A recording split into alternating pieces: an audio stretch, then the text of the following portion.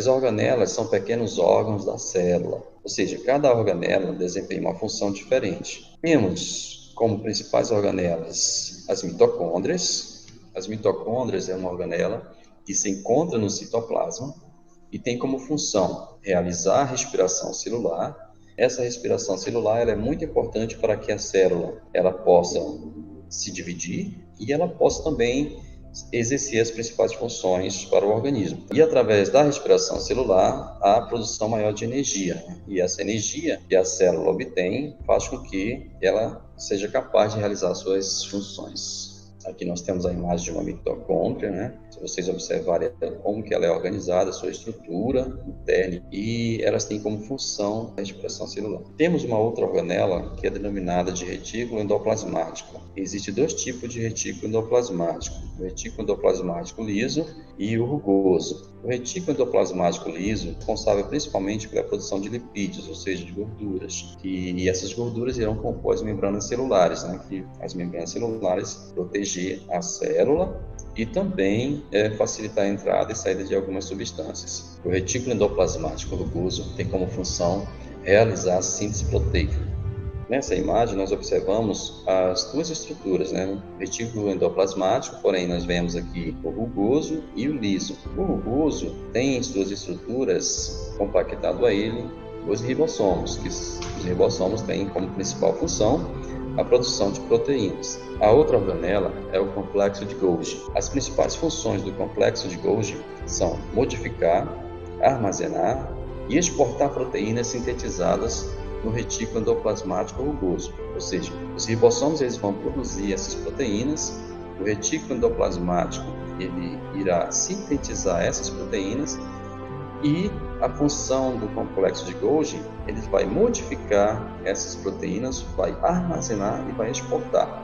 Ou seja, o complexo de Golgi também ele vai originar o que nós chamamos de lisósomos e os acrósomos dos espermatozoides.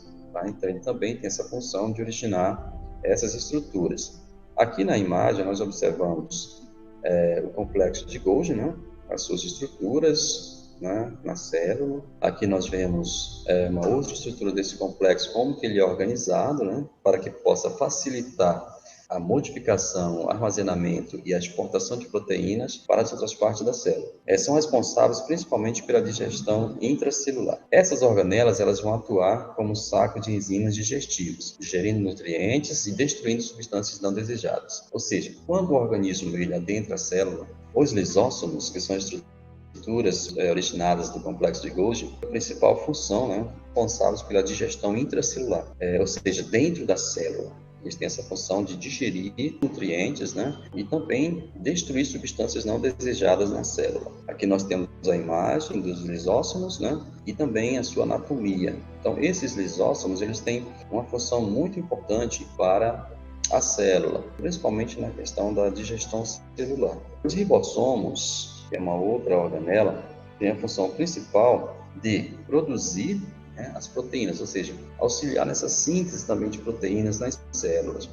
Como os ribossomos eles ficam aderidos ao retículo endoplasmático rugoso, tá? Eles vão sintetizar essas proteínas, facilitando o seu transporte para... Já os ribossomos, que são outras organelas, têm como função principal auxiliar a síntese de proteína nas células, ou seja, eles produzem essas proteínas, né, que a célula tanto necessita. Aqui nós temos a imagem da localização do ribossomo, né? Aqui nós temos uma imagem desses ribossomos sintetizando algumas proteínas que são de fundamental importância para o organismo. Já os peroxomos, a função dos peroxomos é a oxidação de ácidos graxos para a síntese de colesterol e respiração celular. Ou seja, aqui nós vemos a imagem, né, dos peroxomos e sua localização na célula, né, tendo como função a oxidação de ácidos graxos, ou seja, estruturas as quais fornecem energia para todo o organismo. Bom, a outra parte da célula é o núcleo celular. O núcleo celular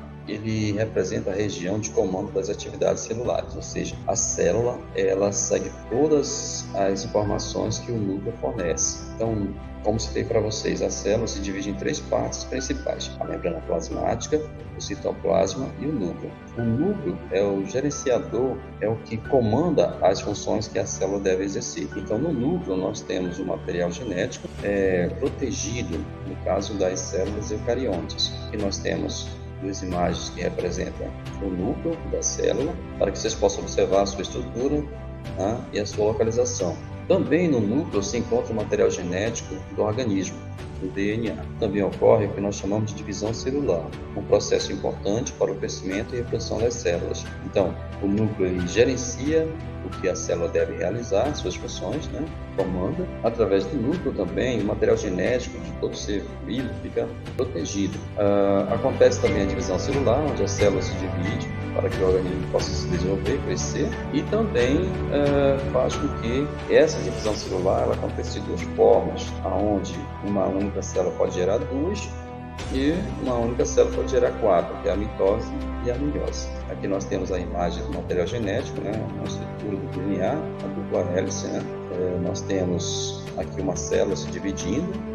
Aqui nós temos uma outra imagem onde mostra para a gente que o núcleo ele começa a se dividir e esse comando vai se abrangendo até, através de uma única célula, possa ter várias outras células e assim o organismo possa crescer, se desenvolver e realizar suas funções. Bom, pessoal, então foi isso. Eu espero que vocês possam ter assimilado, essa parte que nós citamos sobre as noções gerais da citologia.